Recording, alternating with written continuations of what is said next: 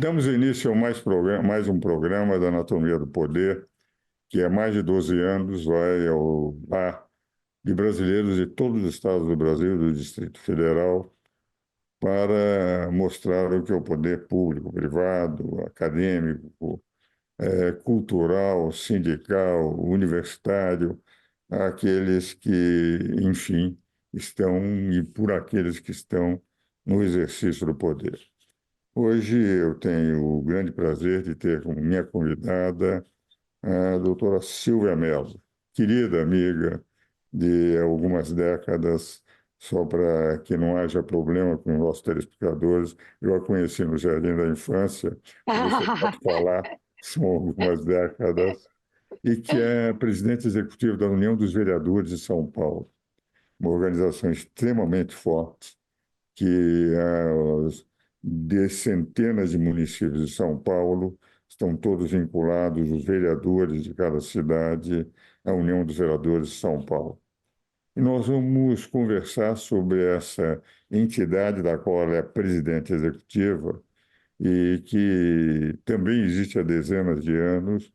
Nós vamos comentar o que a UVESP faz, para que os nossos telespectadores saibam, qual é o papel atual, inclusive, nas escolas, na gestão pública. Então, os senhores vão conhecer um pouco do que é a administração municipal, do que é o exercício da vereança e do que é a entidade que une todos os vereadores do Estado de São Paulo. Minha querida Silvia, alegria de tê-la aqui conosco no programa Anatomia do Poder, e já lhe passo a palavra para ir esclarecendo os nossos telespectadores a importante missão da UVESP. Um grande prazer estar aqui participando desse maravilhoso programa que o senhor comanda como tudo que faz com tanta maestria. O senhor me perdoe os telespectadores, o senhor realmente é uma referência, um mestre, a quem eu aprendo tanto, vejo tanto, ouço tanto e não me canso. Então, muito obrigada pela oportunidade de estar aqui participando hoje da Anatomia do Poder. Doutor Ives, eu vou me apresentar porque muitas pessoas acham que eu estou no cargo por ser política ou por ser vereadora.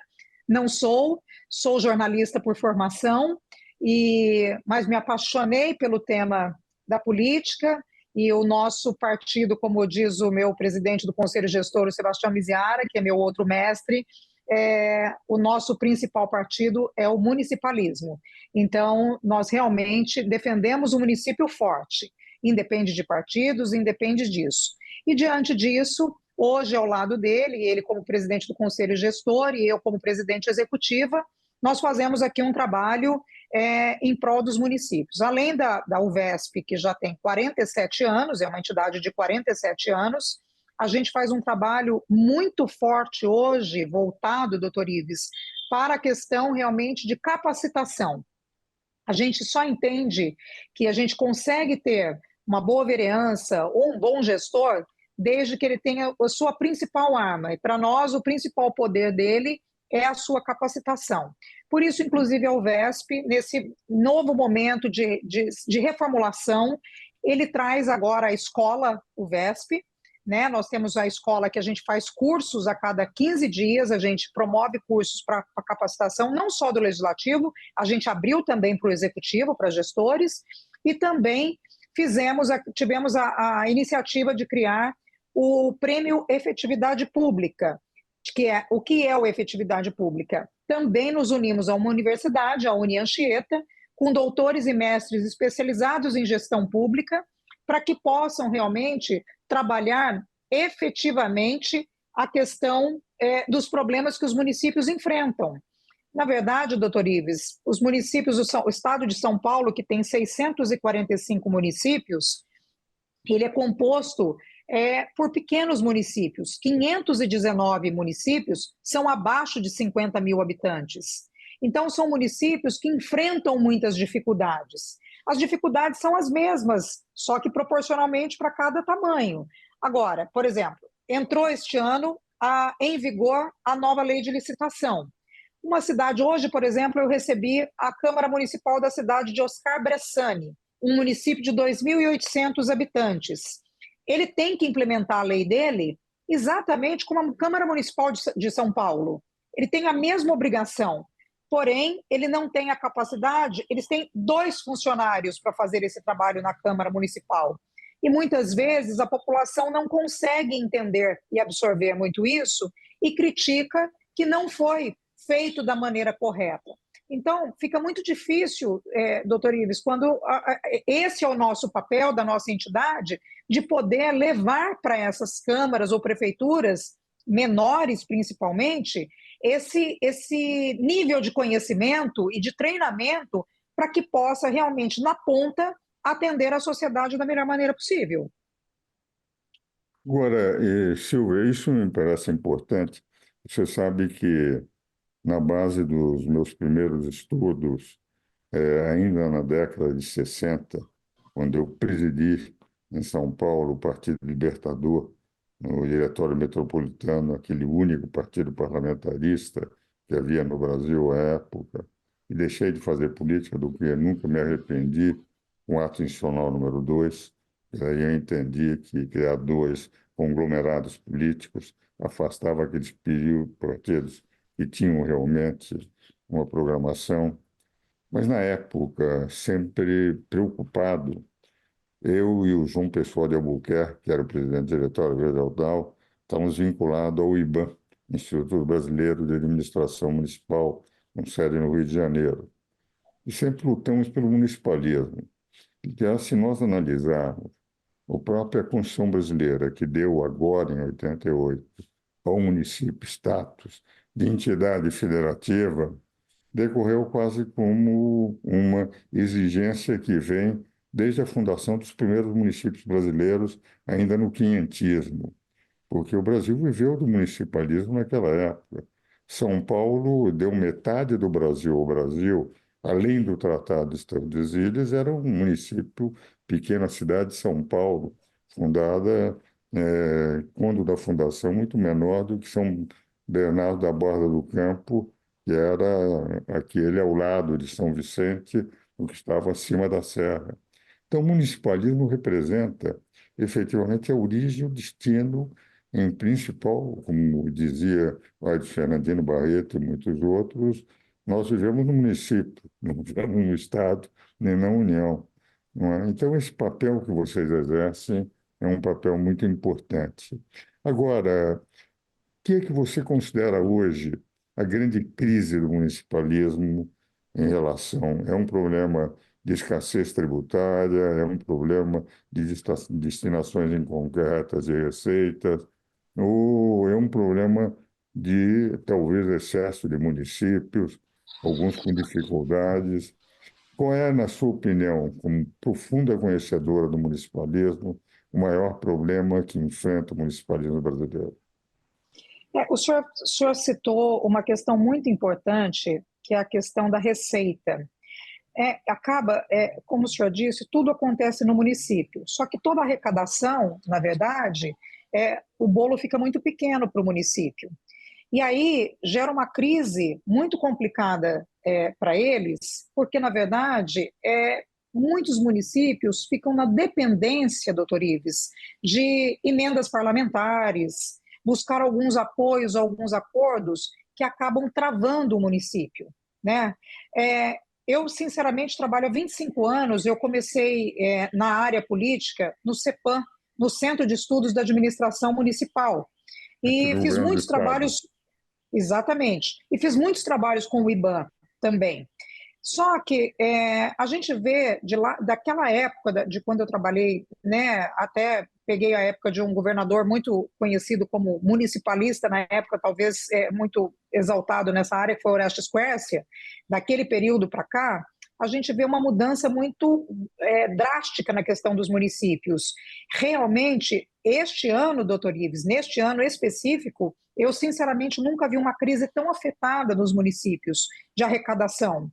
Então, os municípios hoje não conseguem concluir algumas situações, e eu acho que sim, da reforma tributária, né, a maneira como é feita a reforma tributária e essa arrecadação, e de que maneira dessa divisão da União, Estado e município. Eu acho que isso realmente precisa haver uma reforma que isso contemple maior, de uma maneira mais apropriada, principalmente de que maneira isso é dividido por causa dos pequenos municípios, que são os mais afetados. Então, eu, sinceramente, na minha humilde opinião, acho que essa divisão e tem que necessário realmente uma reforma que pudesse favorecer e não ficasse o município tão dependente da União como ele é hoje. Porque todo o dinheiro que ele recebe, na verdade, ele devolve, acaba devolvendo para a União. Nós vamos discutir isso no segundo bloco, mas eu vou contar para você no segundo bloco, talvez vamos avançar esse mais rapidamente, qual foi a minha luta no sistema tributário quando a Constituinte, aquele resultado que, depois da minha audiência pública, o contato permanente com o Dornelles, nós tínhamos entendido que era uma vitória extraordinária e que depois se revelou praticamente impossível, porque houve alterações que tiraram a vitória que tínhamos obtido.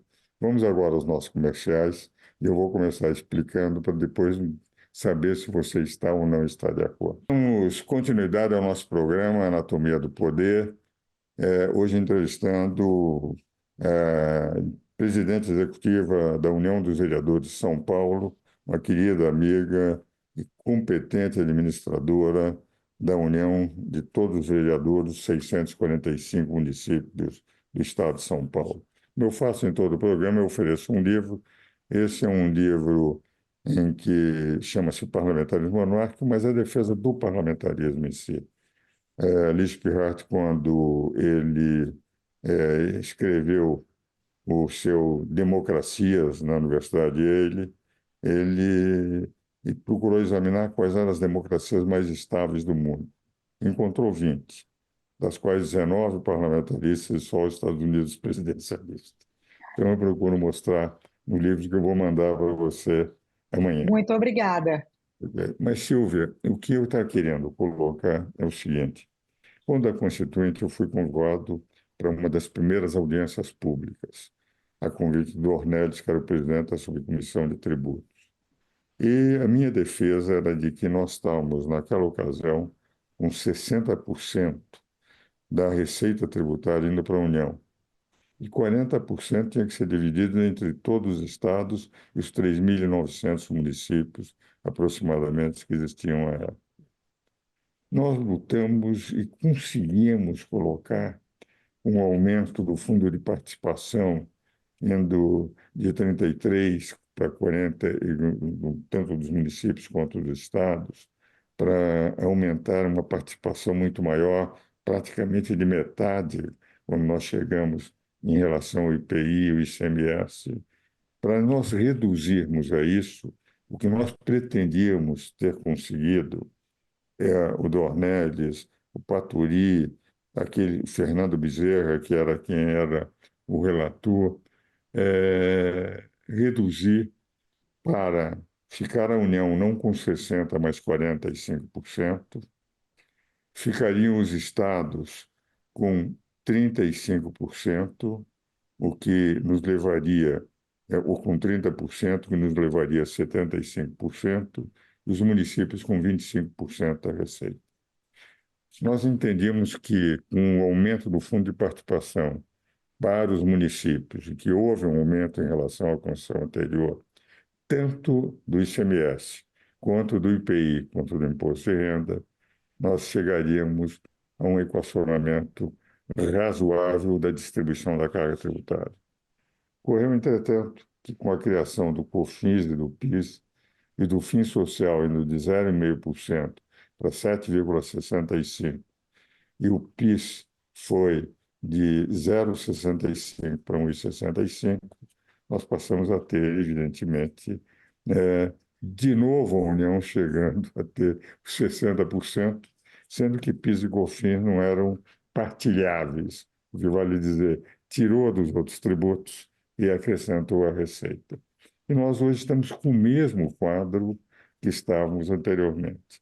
E que, a meu ver, com a reforma tributária que aí está, vai ser extremamente complexa, inclusive para os ministros menores, que teoricamente vão ganhar, que vai ser o regime do destino, mas como tudo vai ser distribuído por um centro gestor, a distribuição disso, a forma de cálculo disso, não vai ser fácil, o que vale dizer, os municípios grandes vão perder, os menores, teoricamente, vão ganhar, mas a União vai ter que distribuir 60%, 60 bilhões de reais anos para tentar equilibrar as perdas em relação aos ganhos.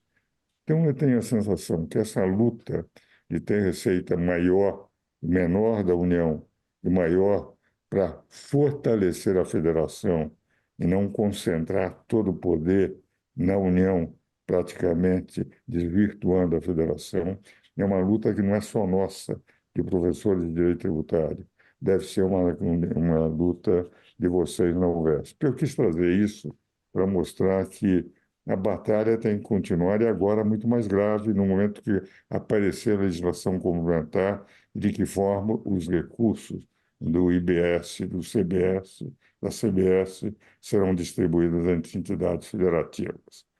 Mas isto eu quis só colocar para você ver o tamanho dos desafios que você terá na UVESP e com outros de todos os outros estados também para lutar. Agora eu vou para uma outra pergunta para você. Agora, eu gostaria que você explicasse, isto me parece importante para os nossos telespectadores. Vocês estão na Univesp há 25 anos, creio eu, ou se não mais. É, em relação aos vereadores quanto aos próprios prefeitos, a União tem tido conflitos ou tem mais convergências do que divergências entre os vereadores e os prefeitos no que diz respeito à força que a UVESP tem e aquela que todos os prefeitos dos municípios têm por estar num regime que também na prefeitura segue o sistema presidencial do governo.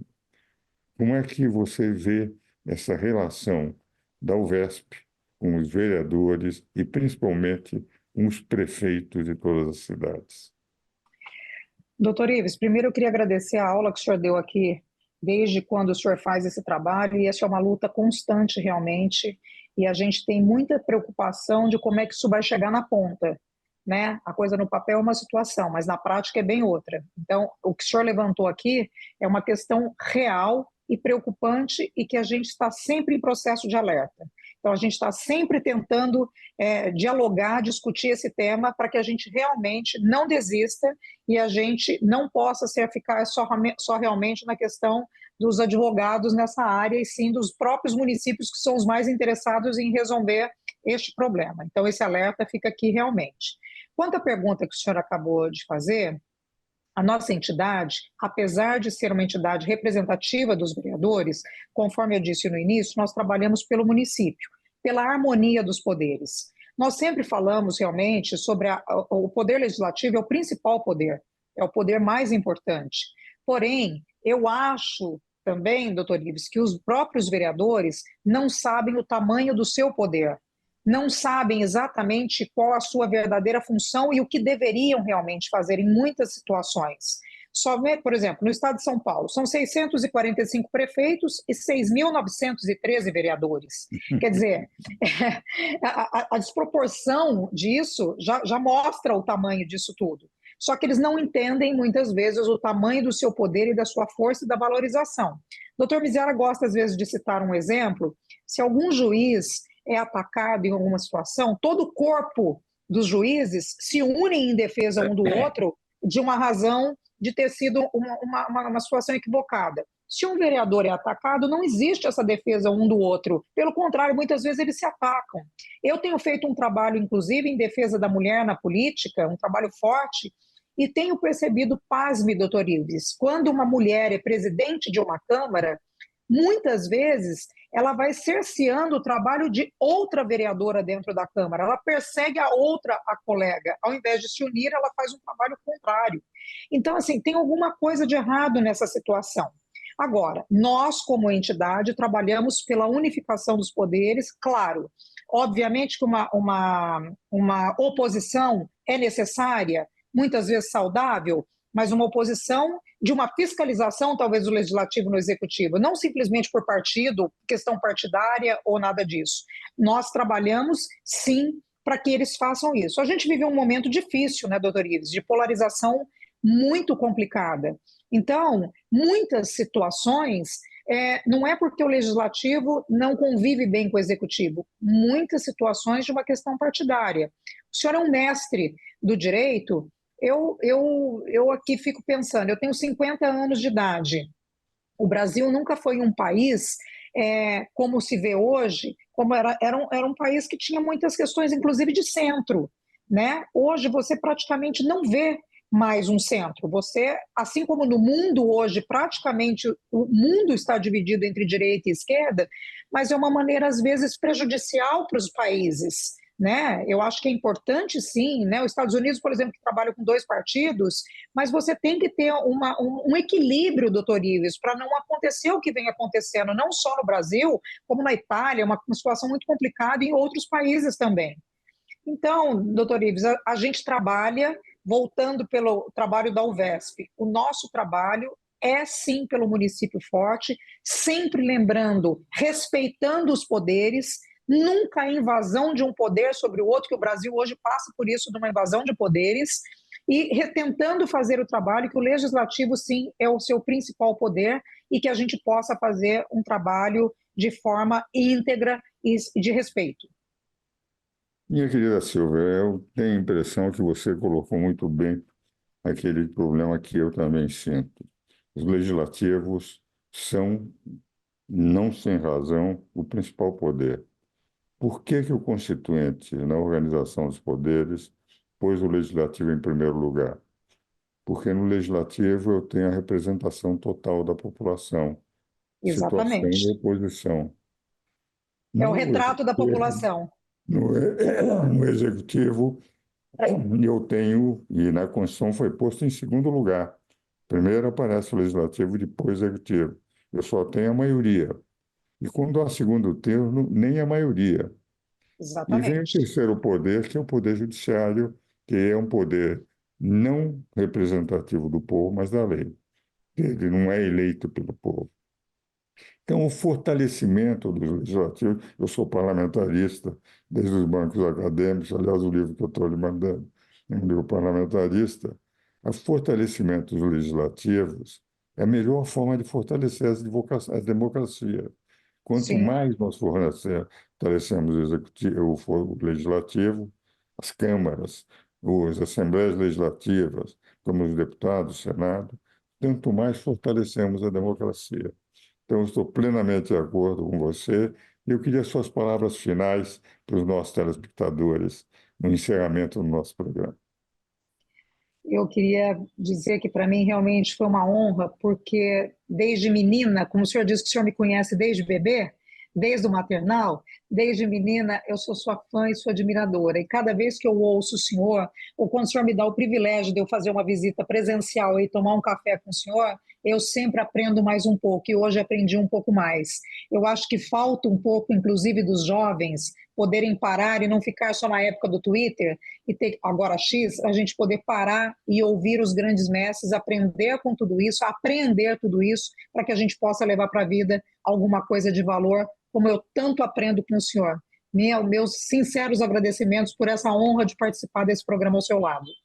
Quero dizer que a honra foi nossa, minha e de todos os nossos telespectadores, a quem eu espero novamente no próximo domingo, e depois agradecer muitíssimo a participação no programa da doutora Silvia Mello. Até o próximo domingo.